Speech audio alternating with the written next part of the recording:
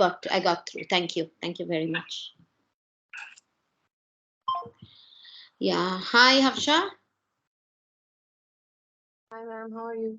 Good. How are you? How are you feeling today? I'm feeling a lot better. Alhamdulillah. How are you? Yeah. In a scale of 1 to 10, how well are you feeling? How good are you feeling about yourself? 7. Sorry. 7. Oh, that's amazing. 7 That's a because I woke up late. That's the only reason why. Otherwise, I would have felt much better. But I woke up late, so I but feel less productive. but you're feeling good, right? Yes. You have to keep up this. I mean, whatever I discussed with you, you have to keep up this speed, and you have to keep up this constant reminder in your mind that you have to be mindful. That's what I mean. So things will work out on your in your favor. Um, So yes, yes, Hafsha, you told something. Sorry. I said yeah, inshallah. Yeah, that's important because the more you are mindful, the more you will shine. You will make yourself better, and you will be more understanding. So, Hafsha, you're a lovely human being, and you have to be that way. So, you have to enlighten your perception. So, uh, don't think of yourself so little. You're amazing the way you are. Yes, So, thank you so much. welcome. I feel that way. Honestly, it's not that I'm just bluffing to make you feel good. Honestly, the thing that you told about compassion, it shows that you're a very sorted human. I don't know why you're having these negative thoughts and all that stuff. That's because you have gone through certain, situations in your life. But then it's okay. You can overcome them. So don't take yourself so seriously. Everything will work out. Inshallah. Inshallah. Yeah. Welcome. I'm waiting for Isra. I hope she comes so that we can start the lesson. Yeah, I think she's coming. Okay. So, Hafsha, about the NLP sessions, how do you feel? Like, do you feel empowered? Do you feel like, besides your issues and our counseling session, besides that, how do you feel the overall impact on you? How do you feel that impact has really made your mindsets to evolve? How do you feel that way? I really it helps me in a lot of aspects. It's not only positivity, but Mhm. like tons of other things, like you said yesterday as well, that um life is not that hard. You need, I mean, like you will, everyone will die in the end. So it's not like, Mhm. it's such a big thing. I think most of the things in our life is something that we create, like we like make big and stuff. So that is a change that NLP has brought, that I've realized that okay, it's not that big of a deal. Even when somebody's like, if I'm facing someone who's angry, like you said, that we don't associate the emotions with the person. So Mhm. it's easier to not judge the other person, and easier to not um, be upset at what they are upset at. So I don't know, it helps in like different ways, not just positivity, but like in other ways as well. So I'm glad it's really helping. I'm happy so that you actually, any course that you do must add value to yourself. If it's not adding value to your own self, it is not a course that you should be in. So I always tell my students, even in early childhood or even in NLP, and I'm right now doing advanced early childhood, which I'm working with educators who are like, in the sense, who are doing intense observation in the class and who are very engrossed with that observational skills. So I'm working with them. I also tell them, like, if you feel that it is not providing that value to you, you must be very honest about it, because adding value to whatever you do in life empowers you. There is no use doing random things in life. You should be very clear whether something is adding value to you. It may be a relationship, it may be a friendship, it may be life.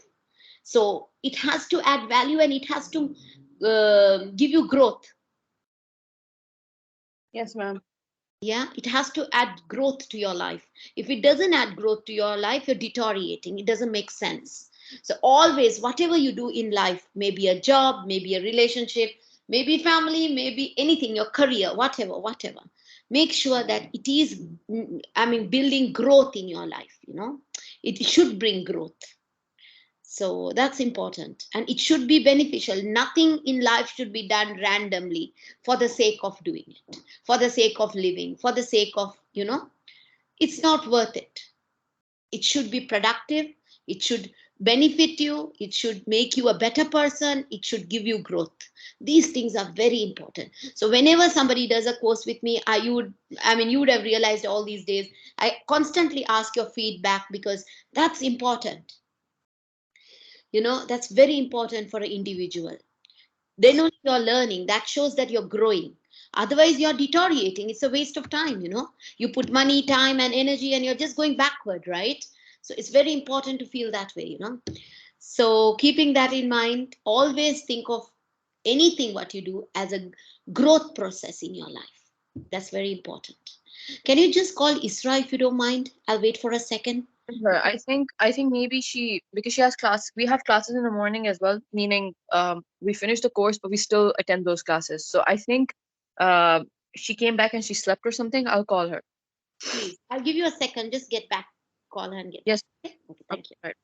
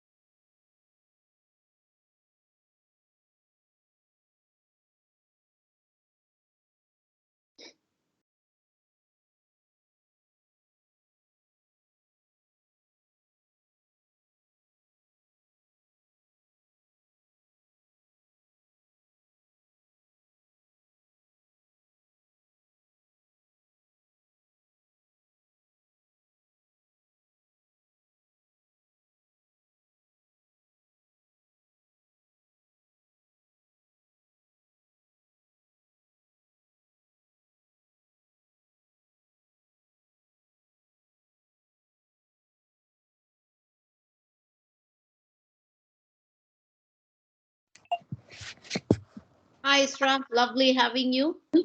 Hello, ma'am. I'm really sorry for the delay. No issues. Don't worry.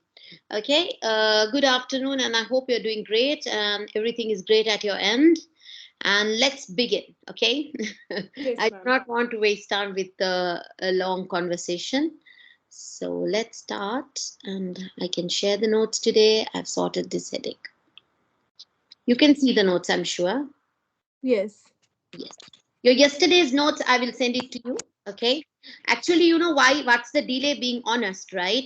What I want to do is I want to make it easy for us. Actually, the entire package, I want to send it, because yesterday I spoke to the institute and I have requested them to give us more time. Because your 20 hours will finish this I think on the 20 something it will finish. I'm not exactly sure.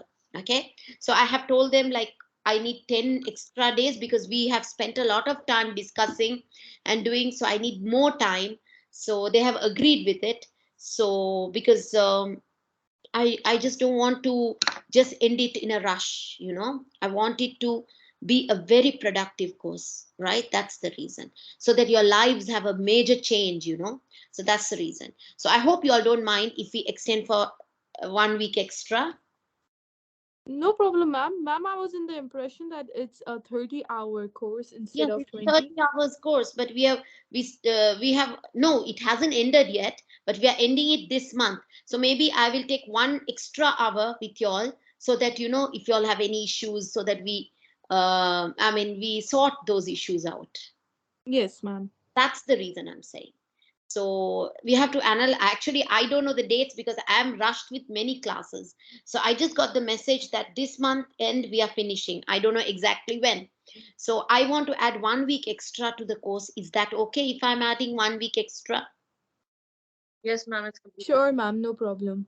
Okay, it's fine with y'all, then it's great. For me, it's time consuming after your date to continue, but I am genuinely willing to continue because I want y'all to benefit. That's the only intent behind that. Okay, so that's what I wanted to say. Okay. So actually, I really don't know when the course is ending because I have 4 5 courses going on currently.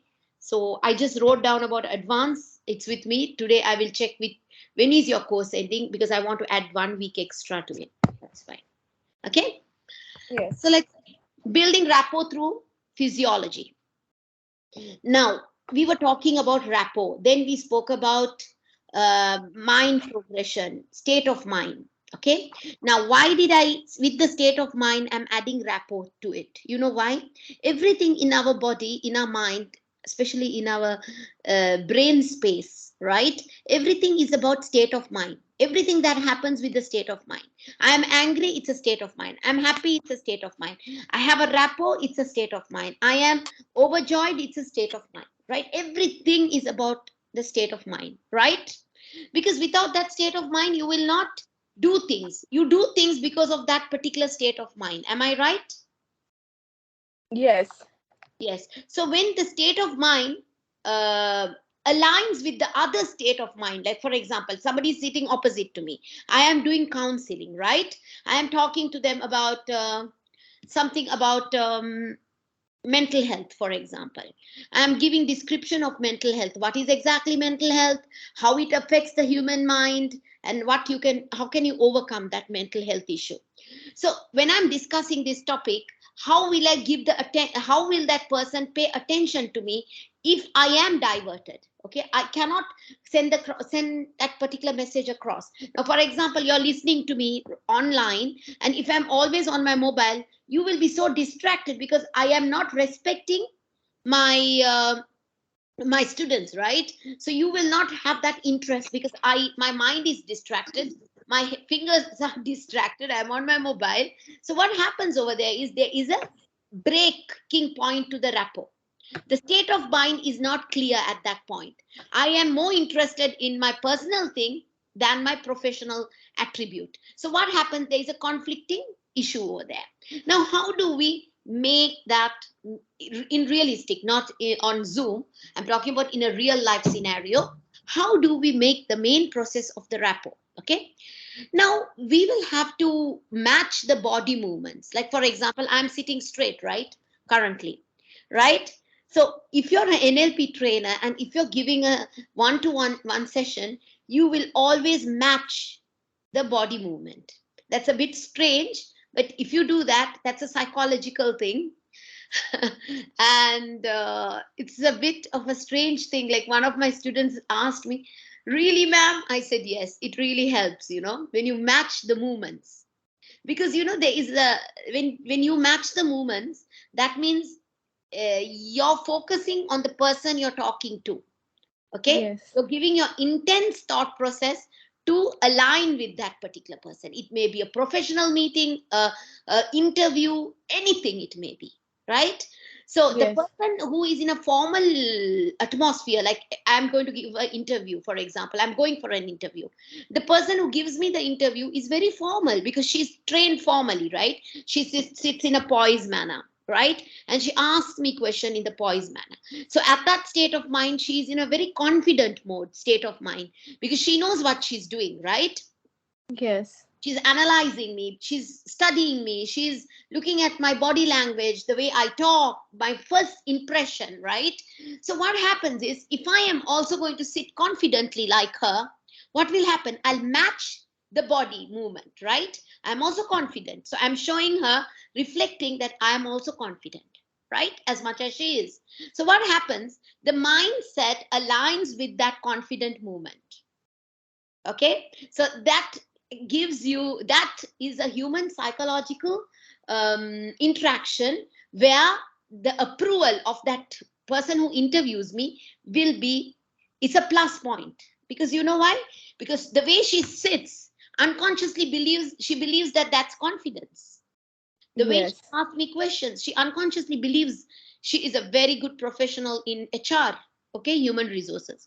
So she knows that, She's asking me question, and I'm also equally confident. So what happens? Our thought state of mind matches each other. Okay, so Yes. especially in a professional ground, it matches each other. Then mirroring image, like for example, you become a mirror image of them. So now when you're sitting confidently, what has happened now? Equal mirror image you create. My mirror image is aligned with the opposite person's mirror image. What is the mirror image? I am confident. Okay, she feels, yes, she is confident, so she adds that as a plus point in her mind when she wants to choose me as a candidate for the job. Yes. So then what happens? I've mirrored her. I gave her the same impact what she gave me. So it may be a client who is depressed, it may be a interviewer, it may be certain circumstances. So in case if I'm doing counseling, if I'm mirroring the person, what am I creating? I'm making my the person who comes for counseling comfortable, that she doesn't think that I'm in a very high status comparative to her, so that for her Yes. to speak it is going to be easier. Okay, because we are both aligning with our mirror images. Okay, so what happens over there, the conversation becomes very progressive. Okay, so when, for example, matching mirroring, crossover, you cross your arms after they cross your legs. Okay, so it is very funny that these movements can really build a good rapport. Okay, Yes. human beings, like for example, when psychologically when we go for a meeting, right, what happens is, like for example, lots of people who go for interviews, a meeting or a demo, whatever, a presentation, whatever, they get very tensed. You know why? Because they always believe the opposite person who is listening to them is far more intelligent, far more able, far more capable, right? So what happens? Their confidence falls down, right? When the Yes. confidence falls down, there is no way to be progressive. You will Yes. not be progressive because you will not be able to perform because your confidence has drained out. But if you mirror the person who is sitting opposite you, if you're sitting in a sitting position, that means you feel you're equally the same. It may be your interviewer, it may be a person who has come, you're making the other person also comfortable because you are matching and aligning their thought processes. So, very unconsciously, we all feel smaller towards people who are more successful, right? For example, if I tell you to go and meet the vice president of a company, okay, you will always have that high regard, that thinking, oh, he's a vice president of the company, I have to go and give an interview to him.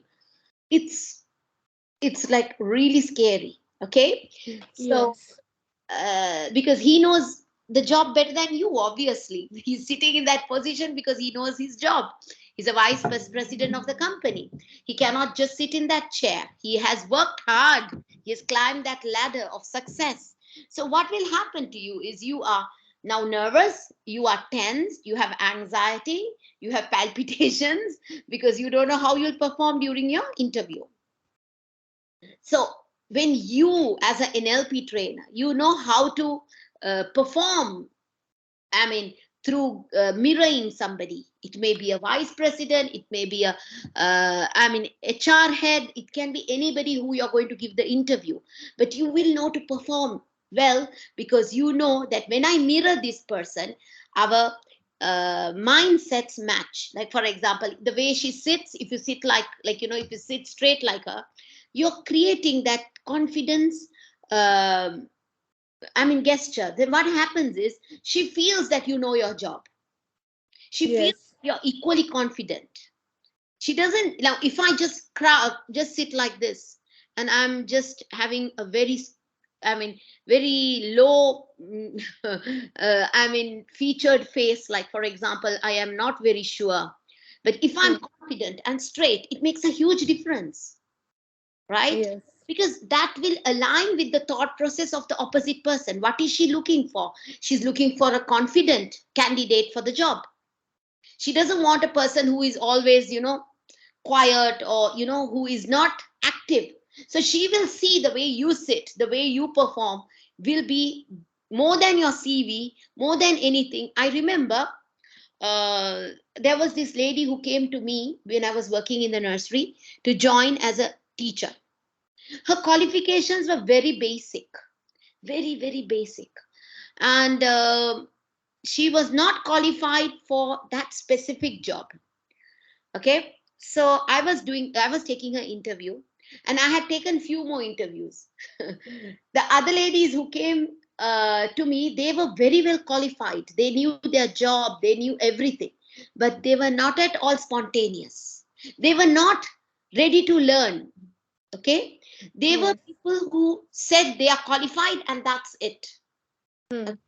They were not ready to open ideas. They were not ready to learn. They were not spontaneous, because in a nursery you need a very spontaneous educator, because we have 20 children in a classroom with 20 different mindsets, because they all have different DNAs.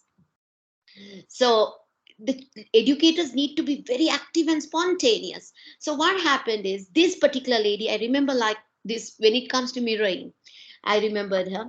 She was so smart, even though she didn't have high ranked academic qualifications, but she was very smart. And the way she spoke to me, she was accommodating. She said, I don't mind it. She was very honest. She said, ma'am, according to my qualifications, um, I'm grateful that you even called me for my for the interview, because I am not highly qualified, but I was very, very enthusiastic while coming for the interview, and I was very positive because you all had called me. My intention to call her was to keep her as an assistant teacher, not as a main teacher.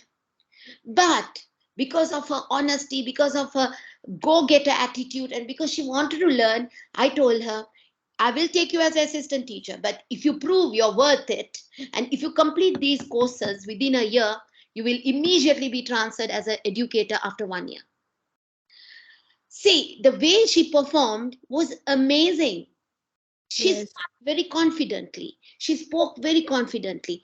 And that made me so, I can still remember her as a person.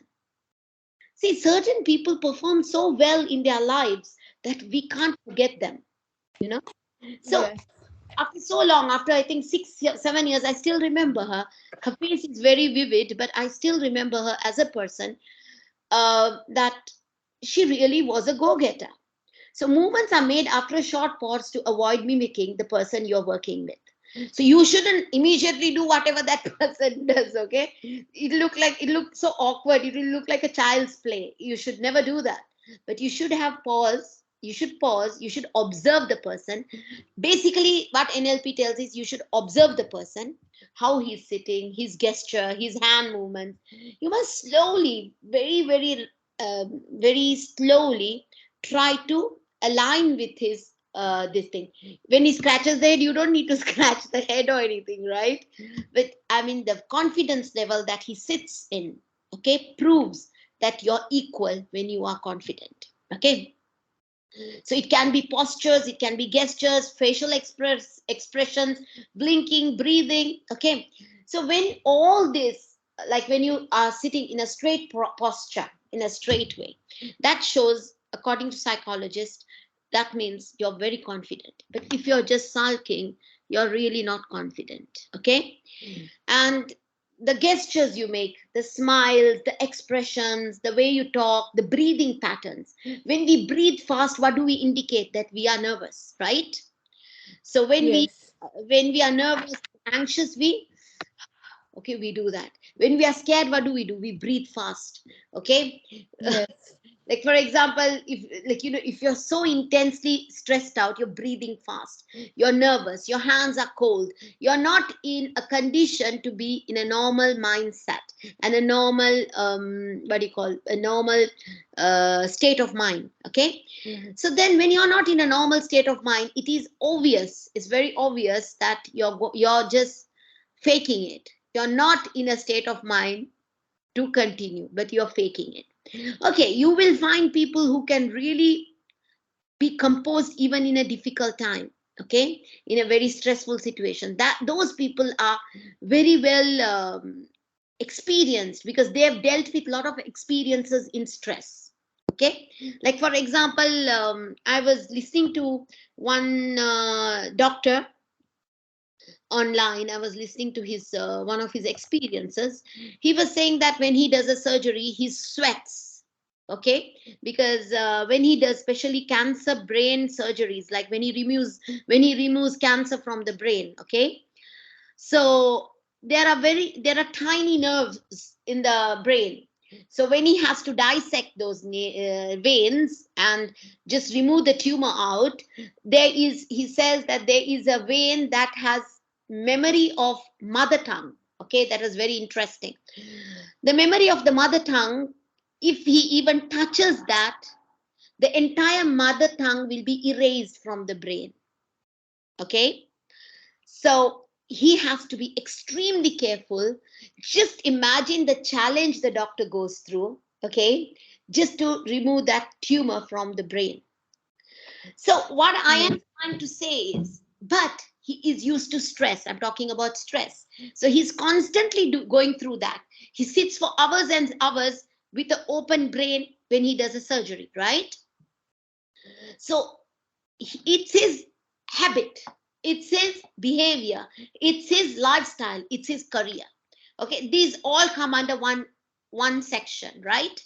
So he's habitual in conducting surgeries. Okay, he has training in conducting surgeries. That's his livelihood, that's his profession, that's his career, whatever you call it. He's a surgeon.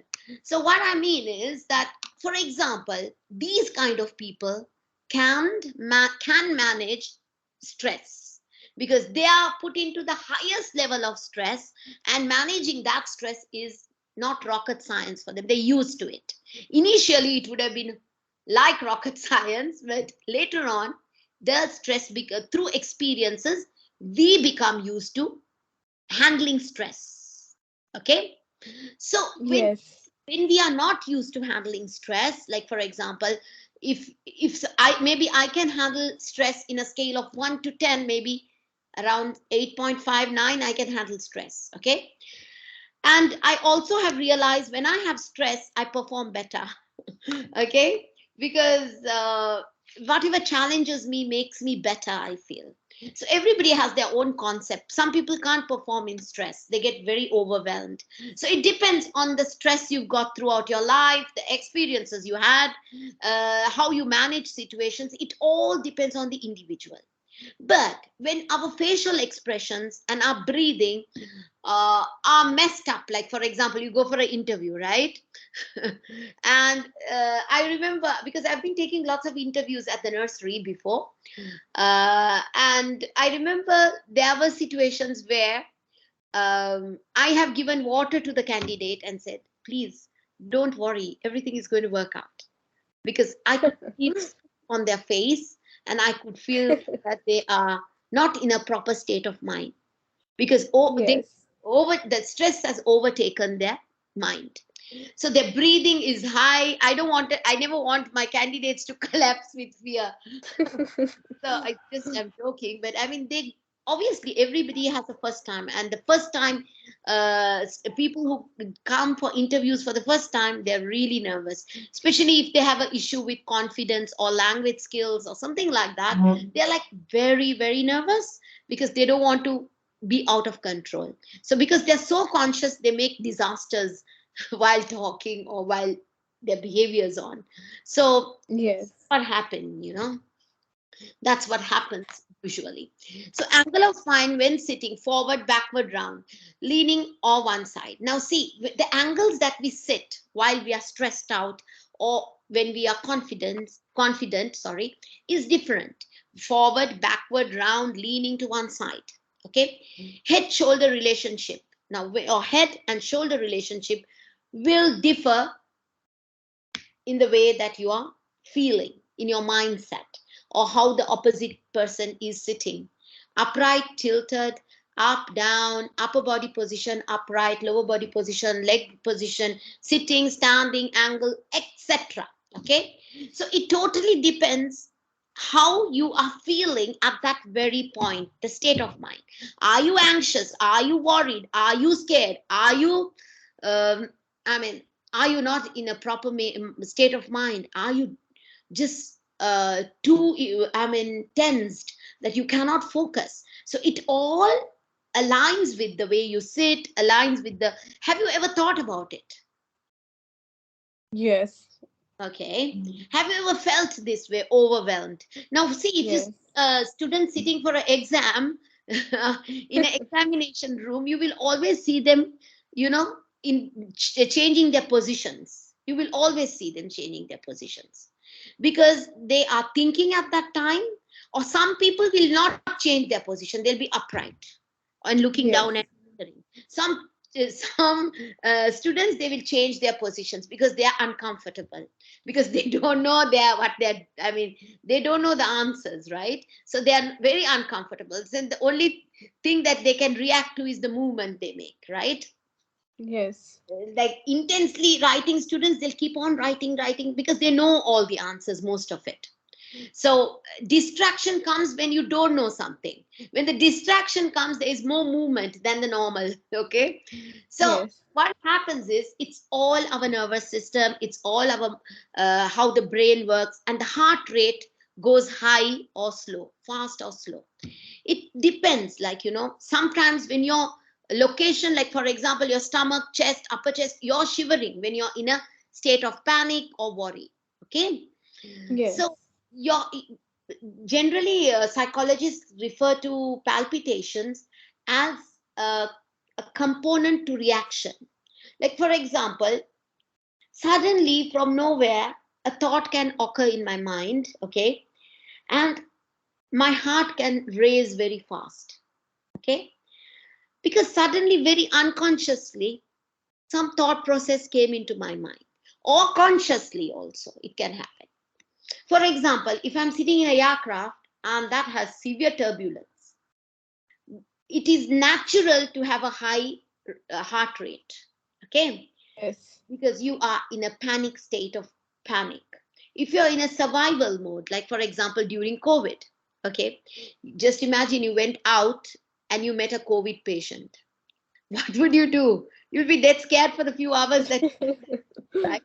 You will wash Yes. your hands, you'll have a wash, you'll change your clothes, you'll throw whatever gloves you were wearing, the mask, whatever. Because in the mind, you understood, in the mind space, you understood that I can get that disease, right? Yes.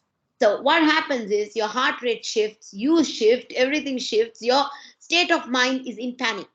Okay, you're in a panic mode.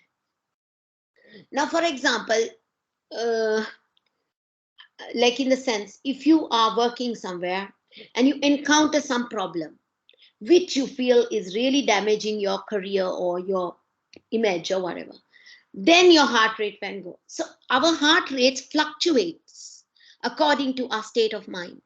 Okay, it fluctuates. The heart rate can go very high, okay, very high, Yes. of our state of mind. That's natural. Okay. Then your chest, sometimes, like, when people have anxiety disorder, what happens is they become cold, they get palpitations, they feel sweaty, and they get the feeling of a heart attack. Okay, Yes. even though it's not a heart attack. I know somebody who always ends up in the hospital. She has panic attacks. Okay, ends up in the emergency. Okay, because she feels that she's having something critical, while she Yes. has only anxiety disorder and panic attacks. Panic attacks occur due to severe stress, which is not treated, or a childhood damage, or something that has triggered in your brain, which has occurred now. Something, a childhood damage that has been sleeping in your brain without your knowledge, suddenly gets activated due to some incident that happened to you now after so many years. So panic attacks can be cured, panic attacks can be treated, anxiety disorder can be treated. I'm talking about all this, but today's lesson is about rapport. Yes. The way we look at each other, the way we sit, the way we mirror, the gestures we make, the conversations we make always aligns with the opposite person that we are talking to.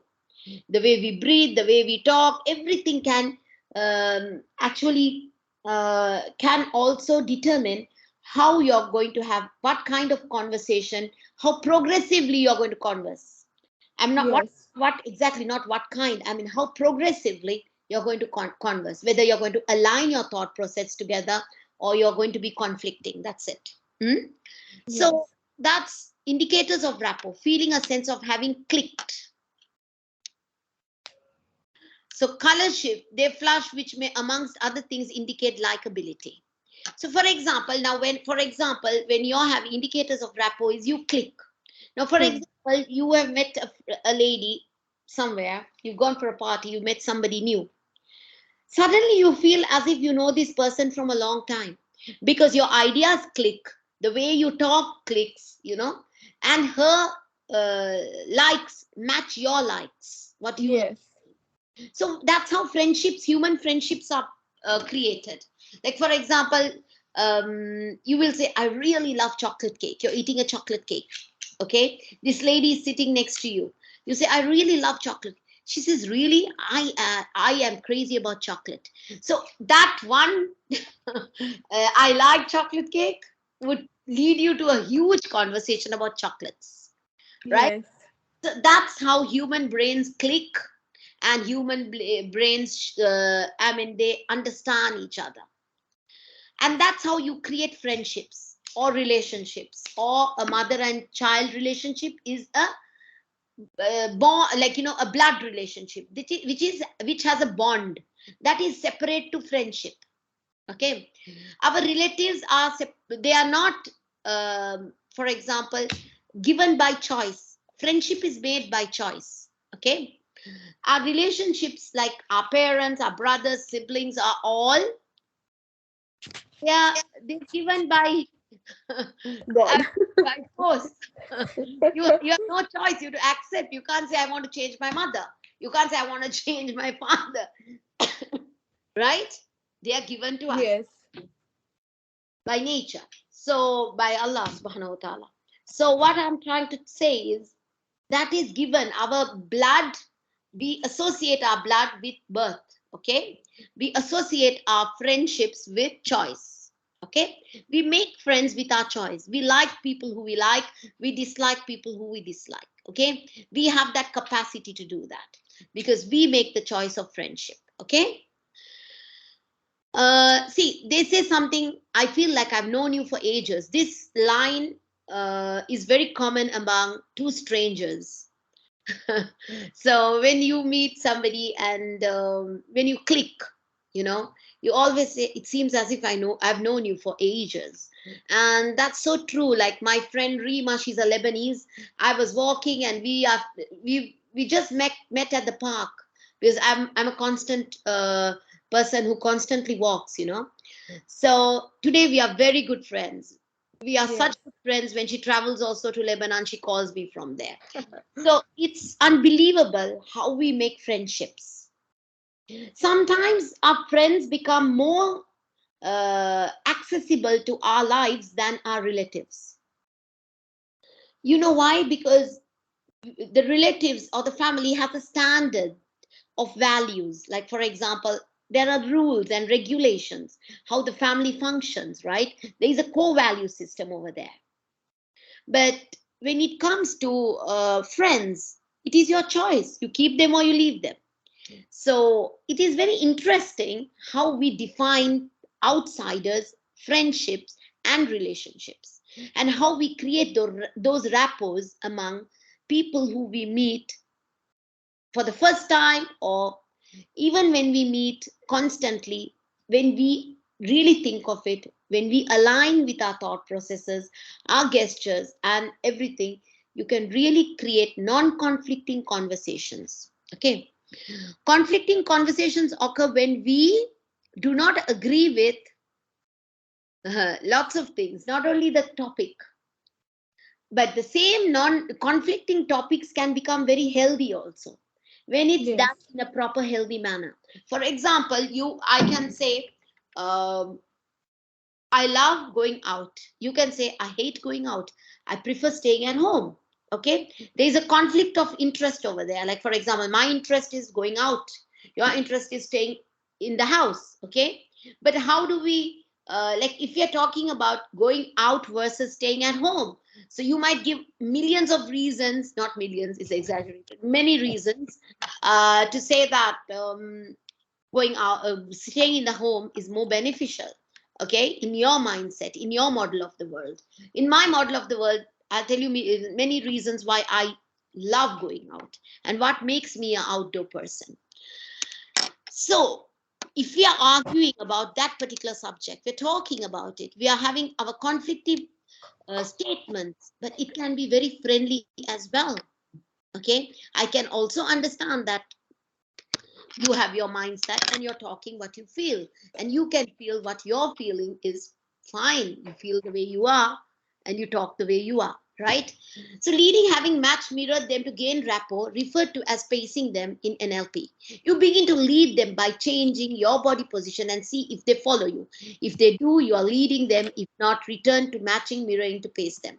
Now, for example, think when and how mismatching physiology might be a useful skill to master consciously. Okay, so now, for example, when your physiology matches with the person, okay, and it's going smooth, okay, you're sitting very confidently, that person is equally sitting confidently, you're talking, so where does it lead? It leads to a peaceful, I mean, ground, because you're like equal.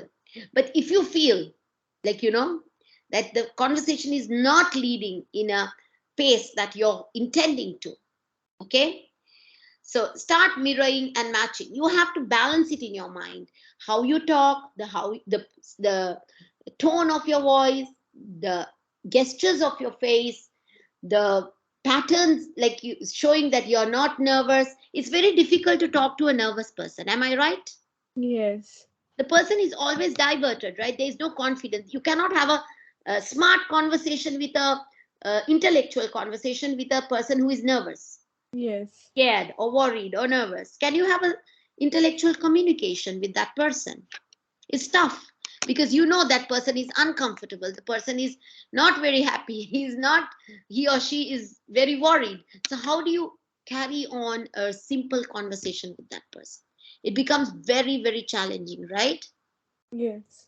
So the way you must make the person comfortable depends on you, because you're the trainer, you know your job, right? So when a person comes to you with something, or you're talking about some topic, you must know as a NLP trainer how to make the opposite person comfortable. You can't make the person uneasy or unhappy, okay, from the state of mind that he's having. He shouldn't go to the worst state of mind. He must go into a better state of mind. Okay, Yes. so when you create that better state of mind, you create magic in the person. The person will talk, the person will say, wow, I feel at ease. I remember this statement that I told this to my doctor. Okay, I was unwell. I was sick.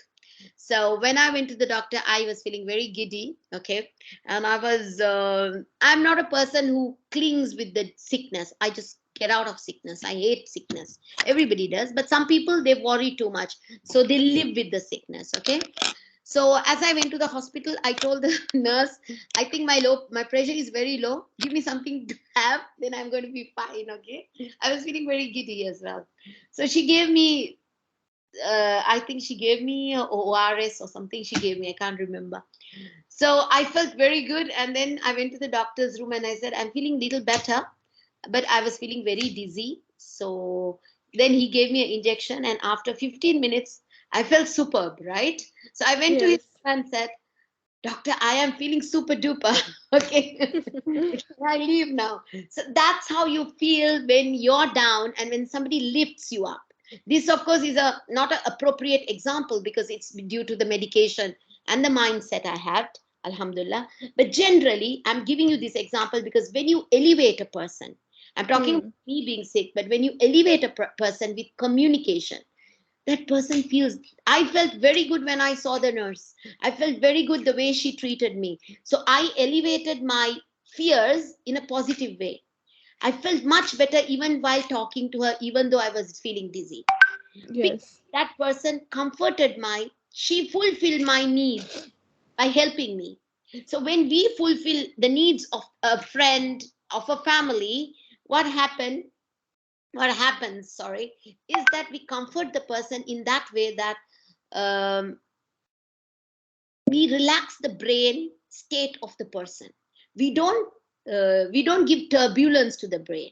We Yes. relax, we relax the person.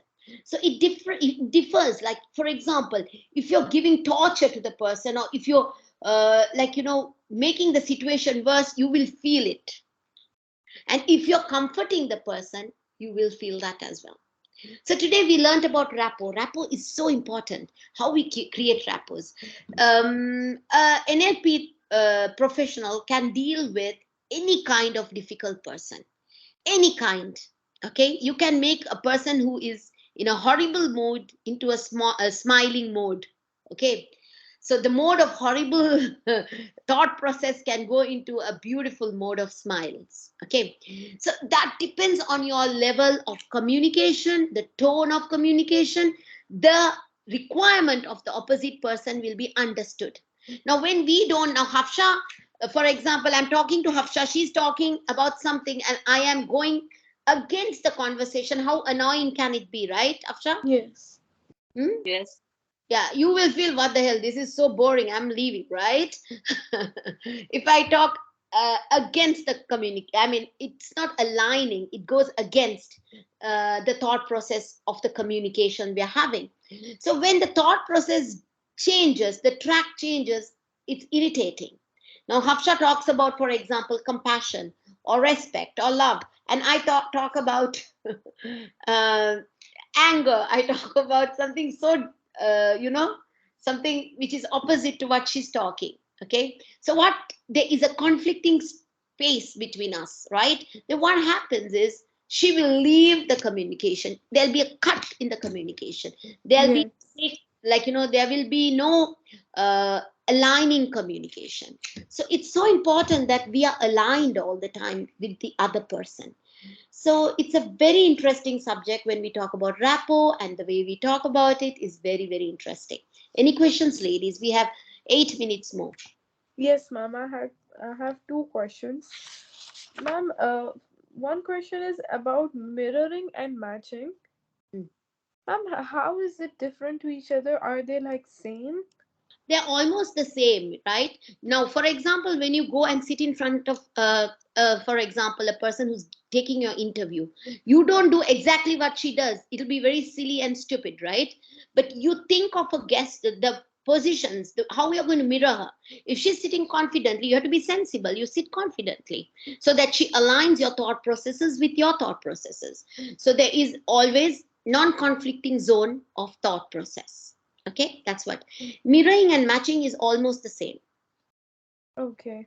Okay, next. Ma'am, another question is, as we spoke about the person who's nervous, ma'am, how are we going to build our rapport with a person who's nervous? Because if we are confident and the other person is not ready to open up, Now, then stop.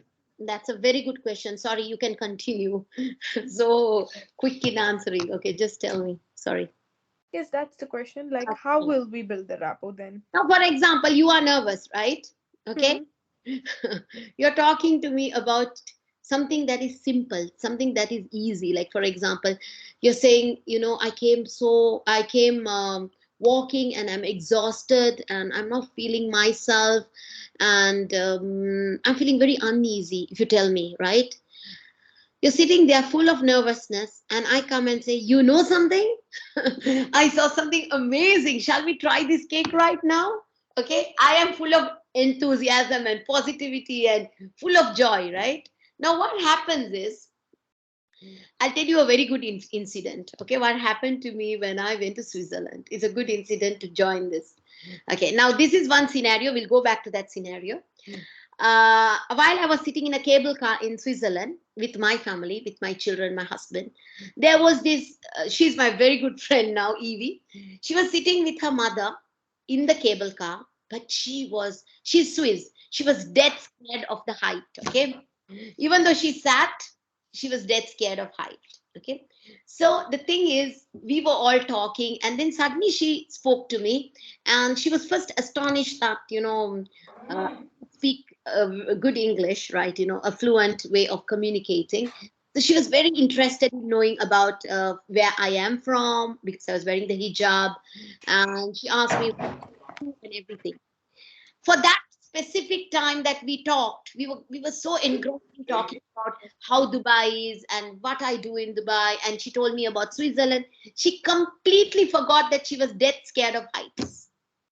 Okay, because what happened to her mind space is she completely diverted her entire, without her knowledge, she diverted her entire conversation to the subject that we were talking about. She was very excited to know about Dubai and how it and how we live over here. And I was interested to know about, and we were laughing and talking. And the stop came, car stopped.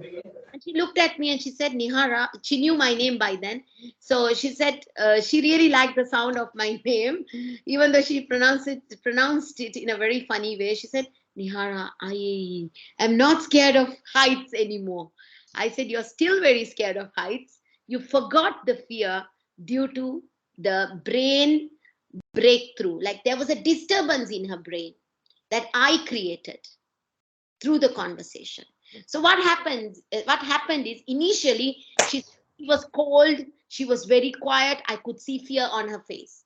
While she realized that everything is normal, her brain realized that her surrounding is normal, there is no danger, these people are normal, they're laughing and talking, everything is okay.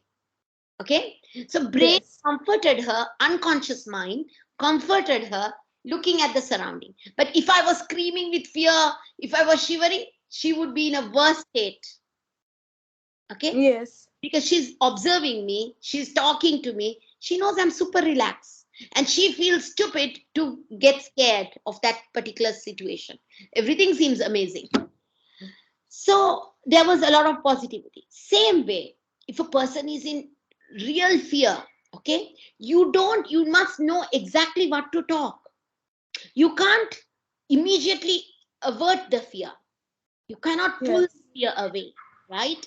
But you can talk about things that overcomes fear. Now, if I talk about the chocolate cake, I was just now telling the before story, that person is so tense and maybe she doesn't like chocolate cake, okay, and that could make it even worse. You have to think of something that is very general, that could divert her fear. So if you can, for example, if you're a good counselor, you can talk, what is there to fear? Yes. You bring down the fear to the basic level, you know. Ma'am, actually, I just want to add up something over here. Yeah. Sometimes it is very difficult. Like, of course, I'm a very talkative person and I like making conversations. So, if the other person is nervous or is least interested, or maybe I don't know what goes around in the mind of the other person, of course, I'm not aware of that.